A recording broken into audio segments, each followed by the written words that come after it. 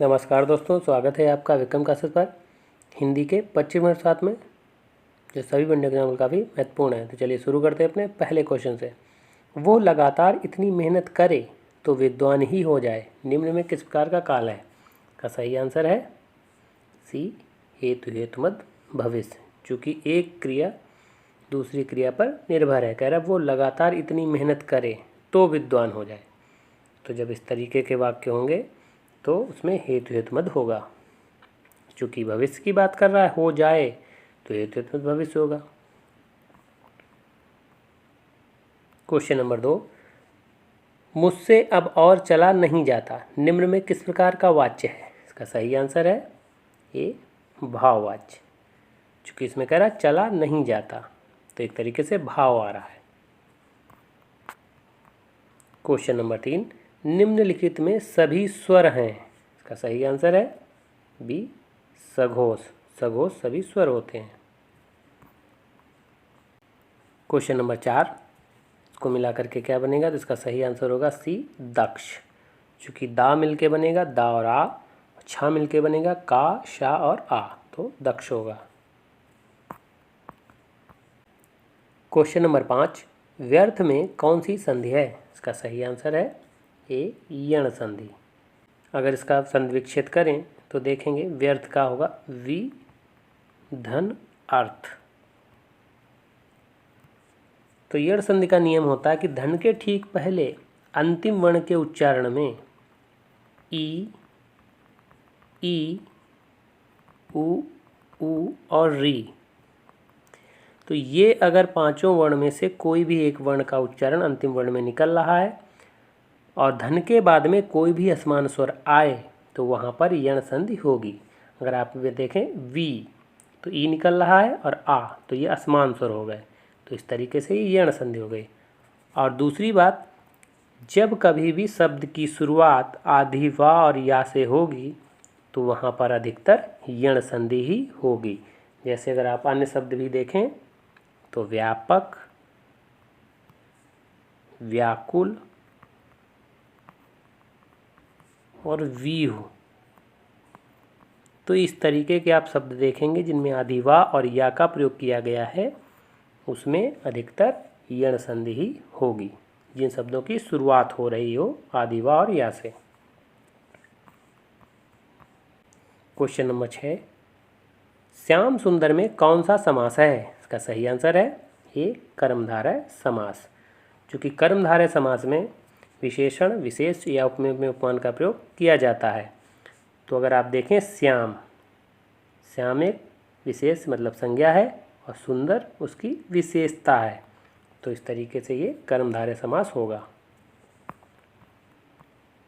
Question number 7, जो बहुत छोटा न हो के लिए एक शब्द है। इसका सही आंसर है बी, नाति लघु।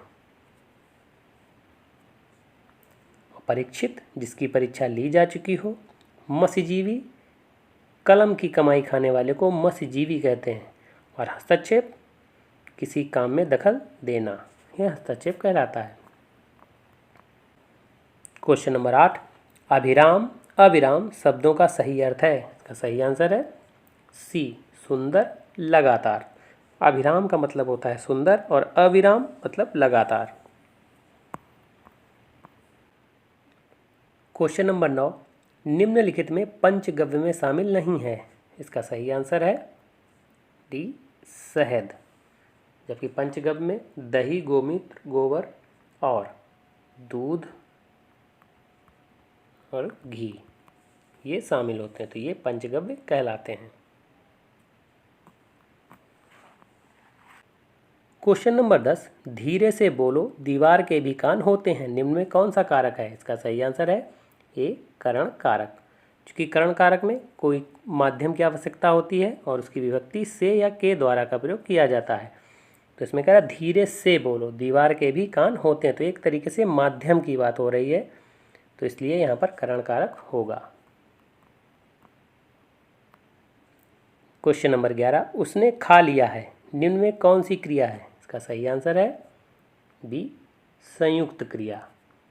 जो क्रिया दो या दो से अधिक धातुओं के योग से मिलकर बनती है और नया अर्थ देती है तो वो संयुक्त क्रिया कहलाती है। जैसे इसमें कह रहा उसने खा लिया, तो खा लिया ये संयुक्त क्रिया है। क्वेश्चन नंबर 12, मैं भी ये काम कर सकता हूँ, निम्न वाक्य संबंधित है। इसका सही आंसर है ए, निपात।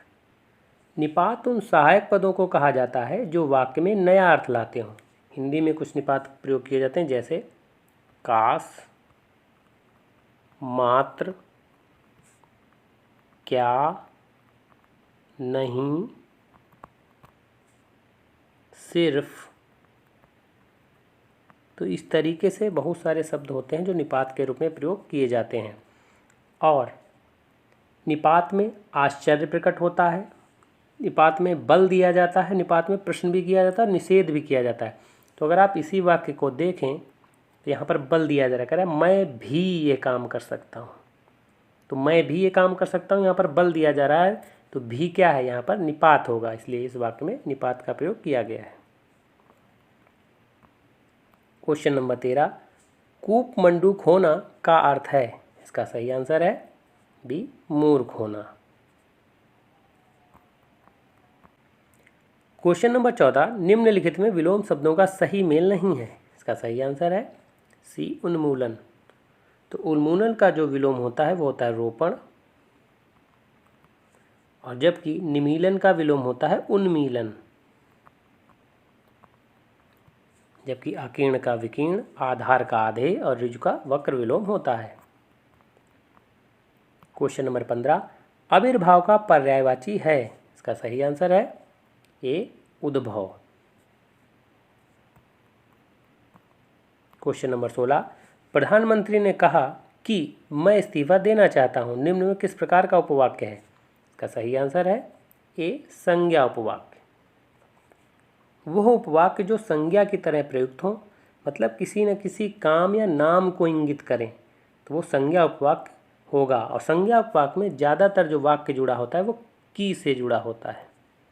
तो आप इसी वाक्य में देखें, कह रहा प्रधानमंत्री ने कहा कि, तो की से जुड़ा है, मैं इस्तीफा देना चाहता हूँ, तो एक तरीके से ये संज्ञा की तरह प्रयोग किया गया है, तो इसलिए यहाँ पर संज्ञा उपवाक्य होगा।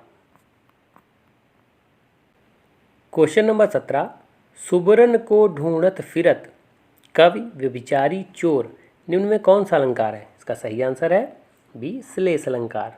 क्योंकि श्लेष का अर्थ होता है चिपका हुआ, और श्लेष में जहाँ एक ही शब्द के अनेक अर्थ हों वह श्लेष अलंकार होता है। तो अगर आप इसी वाक्य में देखें तो कह रहा सुबरन को ढूंढत फिरत कवि व्यभिचारी और चोर।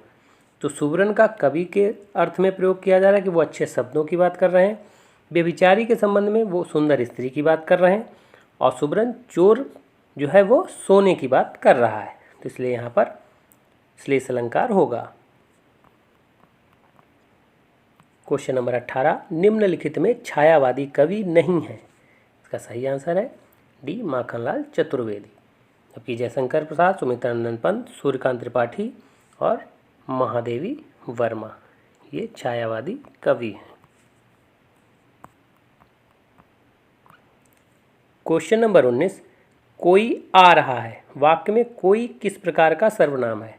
इसका सही आंसर है डी, अनिश्चयवाचक। कोई या कुछ मतलब अनिश्चित है, पता नहीं है कि कौन आ रहा है, तो अनिश्चय है, इसलिए अनिश्चयवाचक सर्वनाम होगा।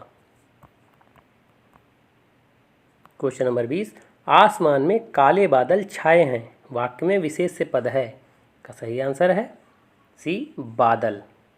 चूँकि विशेष क्या है, संज्ञा या सर्वनाम, और उसकी विशेषता क्या है, काले, तो ये विशेषण है, और बादल इसकी विशेषता बताई जा रही है कि वो काले बादल हैं, तो ये विशेष से बादल होगा।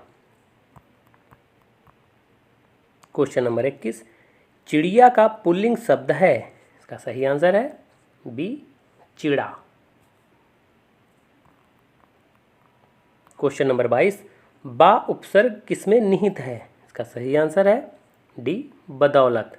तो ब दौलत, बा उपसर्ग हुआ, जबकि बदबू में बदबू, बदनाम में बदनाम, बदहजमी में बदहजमी, तो इसमें बद उपसर्ग का प्रयोग किया गया है, जबकि बदौलत में बा का प्रयोग। क्वेश्चन नंबर 23, जिसका उपचार न हो सके के लिए एक शब्द है। इसका सही आंसर है ये असाध्य। क्वेश्चन नंबर 24, थाह लेना मुहावरे का अर्थ है। इसका सही आंसर है डी, डूब जाना। क्वेश्चन नंबर 25, बच्चा शब्द का तत्सम रूप है। इसका सही आंसर है ए, वत्स। तो ये वीडियो कैसा लगा? अगर अच्छा लगा हो तो लाइक करें, शेयर करें, सब्सक्राइब करें। धन्यवाद दोस्तों।